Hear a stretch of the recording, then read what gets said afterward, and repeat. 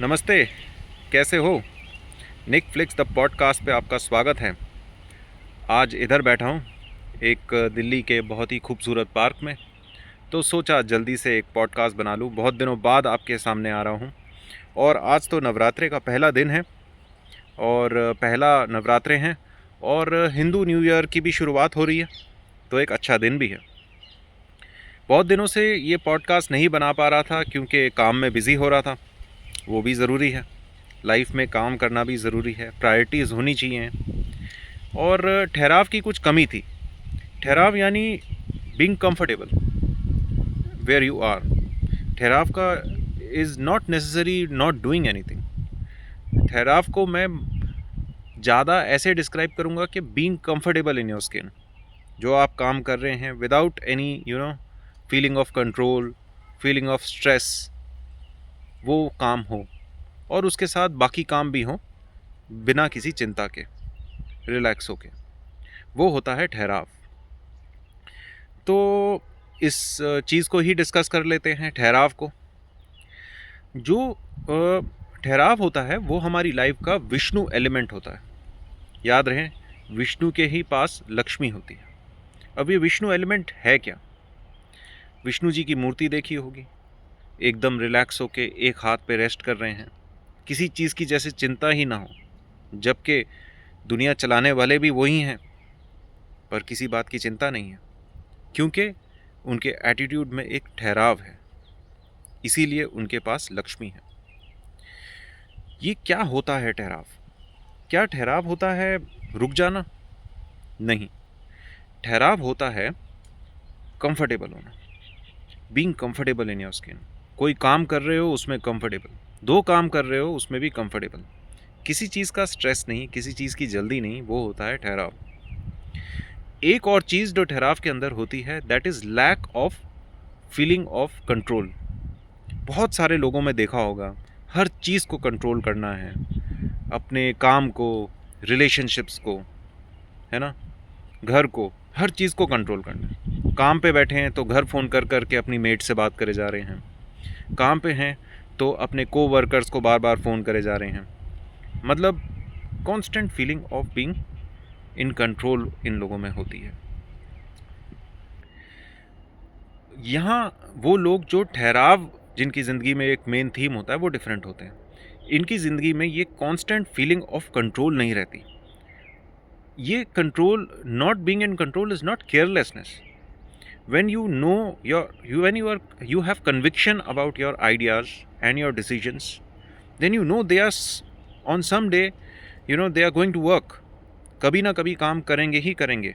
तो ऐसे लोगों को अपने आइडियाज़ और स्टेप्स पे कन्विक्शन होता है, कॉन्फिडेंस होता है, इसीलिए वो कंफर्टेबल रहते हैं और उनको ये कांस्टेंट कंट्रोल करने की कोई नीड नहीं होती। इनके डिसीजंस बहुत क्लियर होते हैं, इंस्ट्रक्शंस बहुत क्लियर होते हैं और इनके वर्ड को रिस्पेक्ट करा जाता है। ये सोच समझ के ही कोई मुंह से चीज़ निकालते हैं, कोई डिसीजन लेते हैं और इसीलिए इनके वर्ड को रिस्पेक्ट करा जाता है।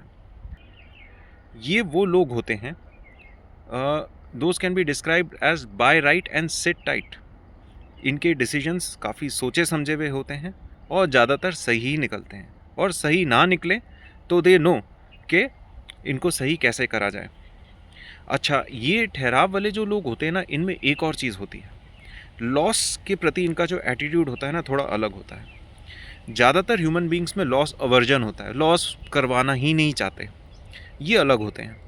ये वो लोग होते हैं जिनकी लाइफ में अगर कोई लॉस हो भी गया तो ये कहते हैं it's all right, it's a small loss, perhaps a big loss was waiting for us and that didn't happen, so we are having this small loss.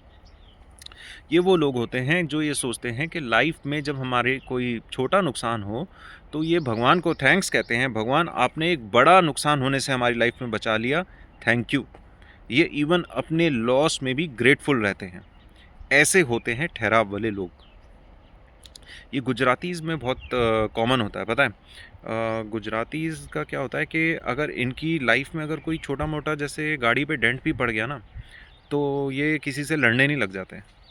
तो ये कहते हैं कि बहुत बड़ा कोई एक्सीडेंट होने वाला था जो कि नहीं हुआ, वो एक छोटे से डेंट में ही बात टल गई। तो ये समझते हैं कि जब हम एक छोटे मोटे लॉस के पीछे एक दूसरे से लड़ते हैं ना, तो हम अपना टाइम वेस्ट कर रहे होते हैं। अच्छा, ये लोग वो भी होते हैं जो कि जानते हैं कि इनका लाइफ का पर्पस है दूसरों की लाइफ में वैल्यू ऐड करना, इसलिए ये कॉन्स्टेंटली अपने स्किल्स अपग्रेड करते हैं और कॉन्स्टेंटली कोशिश करते हैं कि कैसे ये दूसरों की लाइफ में, कैसे ये दूसरों की लाइफ के पेन पॉइंट्स को एड्रेस करें और उनकी लाइफ में वैल्यू ऐड करें। और ये लोग वही हैं जो समझते हैं कि ये कलेश लड़ना हमारी इस ability to add value to another's life को कम करते हैं। इसीलिए ये लोग ज़्यादा पैसा भी कमाते हैं। इसीलिए कहते हैं जिसकी लाइफ में विष्णु तत्व यानी ठहराव होता है, कंफर्ट होता है, lack of feeling of control होता है, उन्हीं के पास लक्ष्मी आती है। और इनकी लाइफ में क्योंकि ये हर चीज़ को कंट्रोल नहीं करते, तो इनकी लाइफ में स्ट्रेस भी नहीं होता, तो ये ज़्यादातर खुश रहते हैं और कंफर्टेबल रहते हैं। अच्छा, इस चीज़ को हम अपने एटीट्यूड को हर चीज़ में तो लेके आएँ, पर कुछ कुछ चीज़ें ऐसी भी होती हैं जो कि हमारे कंफर्ट लेवल को, ठहराव को इंक्रीज़ कराती हैं। जैसे कुछ movements like having a good head massage, having a good hair cut, एक लाइफ में कंफर्ट लेके आती है, ठहराव लेके आती है, अपने माइंड को क्लियर करने में हेल्प करती है, क्लैरिटी लेके आती है, हम चीज़ों के बारे में मोर क्लियर हो जाते हैं। तो ऐसी मोमेंट्स को हमें rather than finding them waste of time, हमें ऐसी मोमेंट्स को वैल्यू करना चाहिए और उनको एंजॉय भी करना चाहिए। तो आज का मेरा ये व्लॉग या पॉडकास्ट इतना सही था। Netflix podcast first time from outside, आपको कैसा लग रहा है प्लीज़ बताइए। Thank you and please subscribe and like the channel and please spread the word. Namaste.